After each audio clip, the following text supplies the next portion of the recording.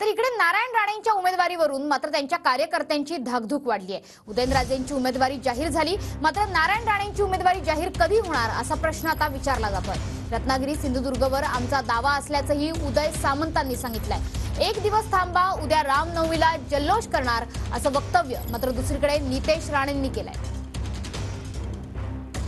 सिंधुदुर्ग रत्नागिरीचा जो तिढा आहे अजून कायम आहे, सध्या काय स्टेटस आहे आणि तुमची काय भूमिका आहे? भूमिका मी वारंवार मांडलेली आहे की शिवसेनेनं दावा केलेला आहे। शिवसेनेनं ही जागा मागच्या वेळी लढलेली होती, 1,75,000 आम्ही जिंकलो होतो। दुर्दैवानं त्यावेळी निवडून आलेले खासदार हे शिंदे साहेबांबरोबर आलेले नाहीत। तळकोकण आणि धनुष्यबाण याचं एक वेगळं असं अलौकिक नातं आहे आणि म्हणून ती जागा शिवसेनेला मिळावी ही आमची सगळ्यांची मागणी आहे आणि ती जर शिवसेनेला मिळाली तर आमचा उमेदवार एकमतानं ठरलेला आहे। काल गोव्याची उमेदवारी जाहीर झाली, परंतु अद्याप नारायण राणेंची उमेदवारी जाहीर झाली नाही। तुमच्या सगळ्या प्रश्नांची उत्तर आज किंवा उद्या तुम्हाला भेटतील।